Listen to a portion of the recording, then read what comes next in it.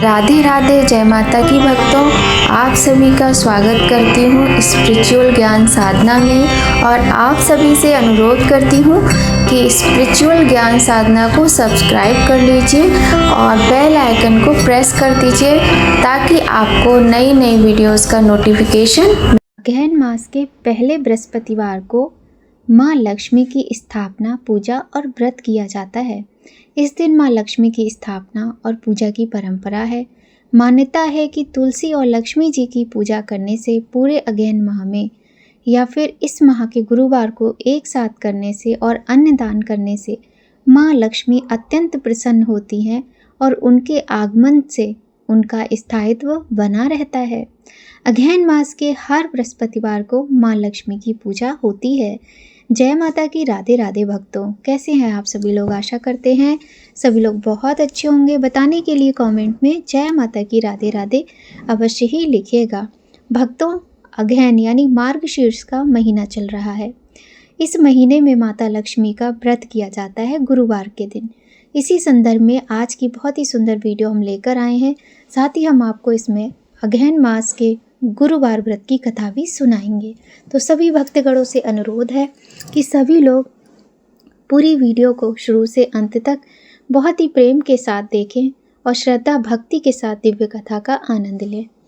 इसके संदर्भ में सनातन धर्म में भी उल्लेख किया गया है। ग्रंथों में इसका वर्णन मिलता है कि अगहन बृहस्पतिवार को अगर सुहागिनें बुधवार की रात घर की साफ सफाई करने के बाद निष्ठा से माँ लक्ष्मी की उपासना करें तो वे प्रसन्न होकर उपासक के घर स्थायी तौर पर आती हैं। अगहन मास में बृहस्पतिवार को लक्ष्मी जी की व्रत पूजा से सुख संपत्ति और ऐश्वर्य प्राप्ति के साथ मन की इच्छा पूरी होती है। इस दिन विधि विधान से माँ लक्ष्मी की स्थापना कर पूजा अर्चना की जाती है और घर के द्वार पर दीपों से रोशनी की जाती है। इस दिन महिलाएं व्रत रखकर सुबह पूजा कर लेती हैं तथा दोपहर में अगहन मास के बृहस्पतिवार की कथा सुनी जाती है। इस दिन घर के मुख्य द्वार से लेकर आंगन और पूजा स्थल तक चावल के आटे के घोल से आकर्षक अल्पनाएं बनाई जाती हैं। इन अल्पनाओं में माँ लक्ष्मी के चरण विशेष रूप से बनाए जाते हैं। इसके बाद गुरुवार सुबह ब्रह्म मुहूर्त से ही माँ लक्ष्मी की भक्ति भाव के साथ पूजा अर्चना की जाती है। इसके बाद उन्हें विशेष प्रकार के पकवानों का भोग लगाया जाता है। अगहन महीने के गुरुवारी पूजा में माँ लक्ष्मी को प्रत्येक गुरुवार को अलग अलग पकवानों का भोग लगाने से उनका आशीर्वाद प्राप्त होता है। तत्पश्चात शाम होते ही माँ लक्ष्मी के सिंहासन को आम, आंवला और धान की बालियों से सजाया जाता है और कलश की स्थापना कर माँ लक्ष्मी की पूजा की जाती है। इस अवसर पर आस पड़ोस की महिलाएं, बहू बेटियों को प्रसाद खाने के लिए विशेष रूप से निमंत्रित किया जाता है। इस प्रकार अगहन मार्गशीर्ष माह में हर घर में माँ लक्ष्मी की स्थापना कर विधि विधान से पूजा अर्चना करके माँ का आशीर्वाद प्राप्त करना चाहिए। श्री महालक्ष्मी की व्रत कथा, अगहन बृहस्पतिवार व्रत कथा, गुरुवार की व्रत कथा एक ही है और इसे श्रवण करने से, इसका पठन करने से दरिद्रता दूर होती है। श्री महालक्ष्मी माता की कृपा से सुख संपत्ति ऐश्वर्य की प्राप्ति होती है, मन की इच्छाएं पूर्ण होती हैं। भक्तों, बृहस्पतिवार जब अगहन मास में आता है तब माँ लक्ष्मी की पूजा बृहस्पतिवार के दिन करने का विधान और नियम है।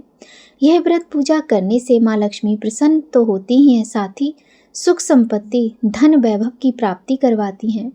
माँ जिस पर प्रसन्न होती हैं उसके जीवन के सभी दुख दूर करती हैं। श्री महालक्ष्मी जी के व्रत में कथा को अवश्य ही पढ़ना चाहिए। हल्दी कुमकुम से माता को तिलक अवश्य करना चाहिए। साथ ही जो कन्याएं होती हैं और सुहागिनें होती हैं उन्हें भी आमंत्रित करके उनको भी हल्दी कुमकुम का तिलक अवश्य करना चाहिए। पूजा की समाप्ति पर फल प्रसाद वितरण करें तथा कथा की एक प्रति उन्हें देकर नमस्कार करें। नारी ही नहीं अपितु पुरुष भी ये पूजा कर सकते हैं। तो चलिए अब हम आपको कथा सुनाएं। पद्म पुराण में यह व्रत गृहस्थ जनों के लिए विशेष बताया गया है। इस पूजा को पति पत्नी मिलकर यदि करते हैं तो माँ लक्ष्मी की असीम कृपा प्राप्त होती है। आप स्वयं उपवास करें और गुरुवार के दिन यदि आपकी पूजा में कोई बाधा आए तो आप किसी से भी पूजा करवा सकते हैं। चलिए अब हम आपको सुनाते हैं कथा। एक बात का और ध्यान रखें, इस व्रत में कलश स्थापना बहुत ही आवश्यक होती है। बोलिए गणेश भगवान की जय, बोलिए महालक्ष्मी माता की जय। श्री अगहन बृहस्पतिवार की व्रत कथा अब हम प्रारंभ करते हैं। महालक्ष्मी माता की कृपा से सुख, संपत्ति, ऐश्वर्य प्राप्त होता है और मन की इच्छाएं पूरी होती हैं। श्री महालक्ष्मी माता के अनेक रूप तथा नाम हैं। भूतल में वे छाया, शक्ति, तृष्णा, शांति, जाति, लज्जा, श्रद्धा और कांति, वृत्ति, स्मृति, दया, तुष्टि, माता, अधिष्ठात्री एवं लक्ष्मी के रूप में स्थित हैं। उन्हें प्रणाम करते हैं। कैलाश पर्वत पर पार्वती, क्षीर सागर में सिंधु कन्या, स्वर्ग लोक में महालक्ष्मी, भूलोक में लक्ष्मी, ब्रह्मलोक में सावित्री, ग्वालों में राधिका, वृंदावन में रासेश्वरी, चंदन वन में चंद्रा, चंपक वन में गिरिजा, पद्म वन में पद्मा, मालती वन में मालती, कुंदन वन में कुंददंती, केतकी वन में सुशीला, कदम्ब वन में कदम्ब माला, राजप्रसाद में राजलक्ष्मी और घर घर में गृहलक्ष्मी इन विभिन्न नामों से पहचानी जाती हैं। इस तरह सर्वथा चारों ओर सर्वभूत में सुपरिचित माता श्री माँ लक्ष्मी की यह कथा है। अब हम इसका श्रवण पठन करेंगे। भारतवर्ष के सौराष्ट्र देश में द्वापर युग की ये कहानी हुई है। सौराष्ट्र में उस समय भद्रश्रवा नाम के राजा थे। वे बड़े ही पराक्रमी राजा थे। 4 वेद, 6 शास्त्र, 18 पुराणों का उन्हें ज्ञान था। उनकी रानी का नाम सूरत चंद्रिका था। रानी दिखने में सुंदर और सुलक्षणा थी तथा पतिव्रता थी। उन दोनों को 7 पुत्र तथा उसके बाद एक कन्या का वरदान मिला था। कन्या का नाम श्यामबाला था। एक बार महालक्ष्मी जी के मन में आया कि जाकर उस राजा के राज प्रसाद में रहें। इससे राजा को दुगनी धन दौलत की प्राप्ति होगी और वह इस धन दौलत से अपनी प्रजा को और सुख दे पाएगा।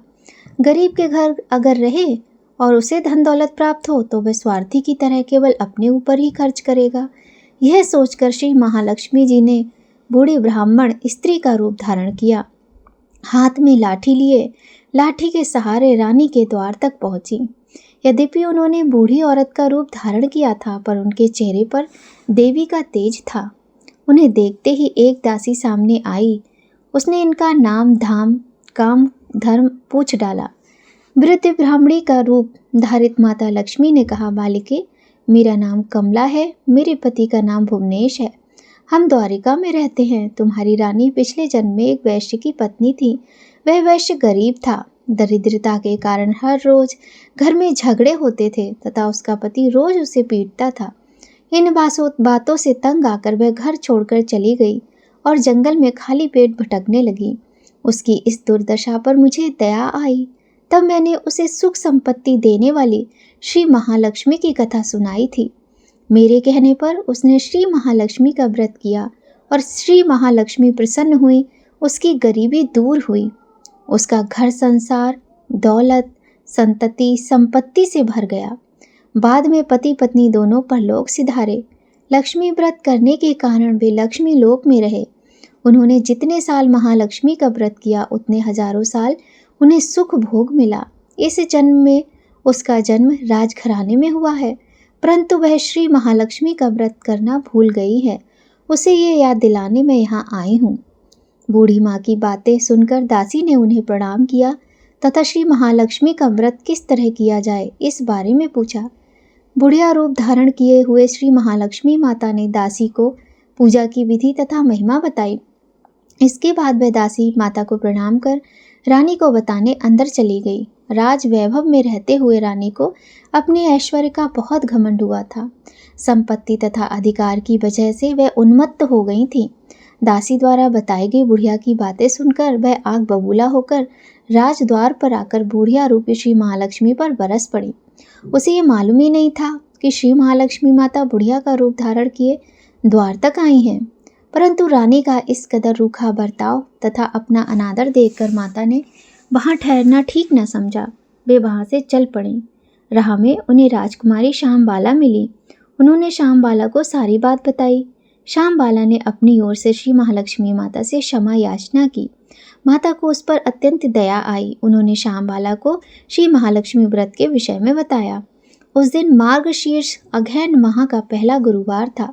श्यामबाला ने परम श्रद्धा से श्री महालक्ष्मी का व्रत रखा। फलस्वरूप राजा सिद्धेश्वर के सुपुत्र मालाधर से उसका विवाह हुआ। वह धन दौलत ऐश्वर्य वैभव से मालामाल हो गई। पति के साथ ससुराल में आनंद से दिन बिताने लगी।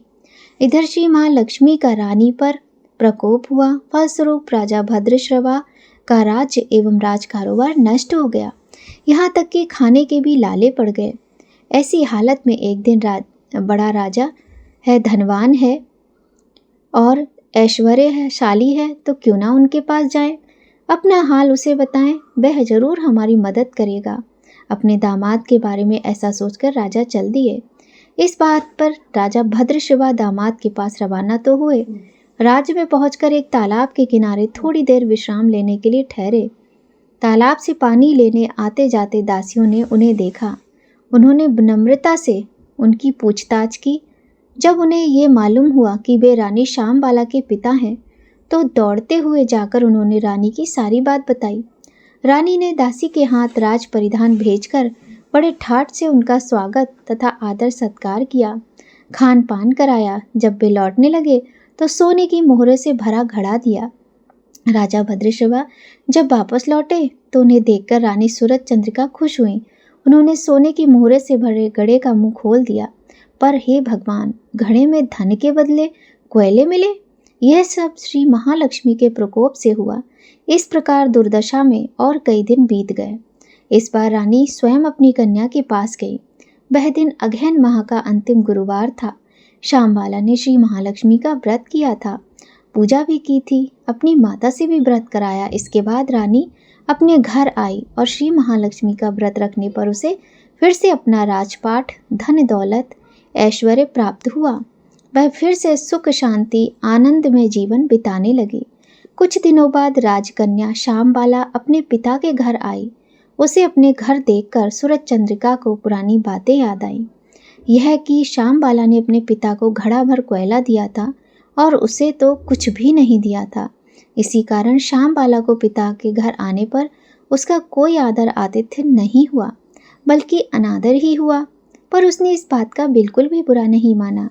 अपने घर लौटते समय उसने पिता के घर से थोड़ा नमक ले लिया। अपने घर लौटने पर उसके पति ने पूछा, अपने मायके से क्या लाई हो? इस पर उसने जवाब दिया, वहाँ का सार लाई हूँ। पति ने पूछा, इसका क्या मतलब है? श्यामबाला ने कहा, थोड़ा धीरज रखें, सब मालूम हो जाएगा। उस दिन श्यामबाला ने सारा भोजन नमक डाले बिना बनाया और परोसा। पति ने भोजन चखा। सारा भोजन बिना नमक के था, इसलिए स्वाद ही नहीं आया। फिर श्यामबाला ने थाली में थोड़ा सा नमक डाला। इससे सारा भोजन स्वादिष्ट लगने लगा। तब श्यामबाला ने पति से कहा, यही है वह मायके से लाया हुआ सार। पति को उसकी बात सही लगी। फिर वे दोनों हंसी मजाक करते हुए भोजन करने लगे। कहा गया है कि इस तरह जो कोई श्रद्धा भाव से श्री महालक्ष्मी माता की पूजा करेगा, उसे माता की कृपा अवश्य ही प्राप्त होगी। सुख संपत्ति शांति प्राप्त होती है, सभी मनोकामनाएं पूरी होती हैं। परंतु यह सब प्राप्त होने पर माता की पूजा को भूलना नहीं चाहिए। हर गुरुवार को व्रत पाठ अवश्य करना चाहिए। इस तरह श्री महालक्ष्मी की महिमा भक्तों की मनोकामनाएं पूरी करने वाली है। इस प्रकार श्री महालक्ष्मी व्रत की अगहन मास के बृहस्पतिवार की यह कथा यहीं पर संपूर्ण होती है। बोलिए महालक्ष्मी माता की जय। अब हम अंत में माता महालक्ष्मी की सुंदर सी आरती कर लेते हैं भक्तों। तो सभी लोग बहुत ही सुंदर तरीके से माता महालक्ष्मी का ध्यान करते हुए आरती करेंगे। ओम जय लक्ष्मी माता, मैया जय लक्ष्मी माता, तुमको निश दिन सेवत, मैया जी को सदा मनावत, हरे विष्णु विधाता। ओम जय लक्ष्मी माता, उमा रमा ब्रह्मा ही जग माता, मैया तुम ही जग माता। सूर्य चंद्रमा ध्यावत नारद ऋषि गाता, ओम जय लक्ष्मी माता। दुर्गा रूप निरंजन सुख संपत्ति दाता, मैया सुख संपत्ति दाता। जो कोई तुमको ध्याता, रिद्धि सिद्धि धन पाता। ओम जय लक्ष्मी माता। तुम ही पाताल निवासिनी, तुम ही शुभ दाता, मैया तुम ही शुभ दाता। करम प्रभाव प्रकाशिनी, भवनिधि की त्राता। ओम जय लक्ष्मी माता। जिस घर तुम रहती, तहाँ सब सद्गुण आता, मैया सब सद्गुण आता। सब संभव हो जाता, मन नहीं घबराता। ओम जय लक्ष्मी माता। तुम बिन यज्ञ न होवे, वस्त्र न हो पाता, मैया वस्त्र न हो पाता। खान पान का वैभव सब तुमसे आता। ओम जय लक्ष्मी माता। शुभ गुण सुंदर मंदिर शिरोदधि जाता, मैया शिरोदधि जाता। रत्न चतुर्दश तुम बिन कोई नहीं पाता। ओम जय लक्ष्मी माता। महालक्ष्मी जी की आरती जो कोई जन गाता, मैया प्रेम सहित गाता। और आनंद समाता, पाप उतर जाता। ओम जय लक्ष्मी माता, मैया जय लक्ष्मी माता। बोलो महालक्ष्मी माता की जय। तो भक्तों, आज की वीडियो में बस इतना ही। माँ लक्ष्मी आप सभी के घरों में सुखों के, खुशियों के, धन दौलत के भंडार भरे, ऐसी कामना के साथ जय माता की भक्तों। राधे राधे।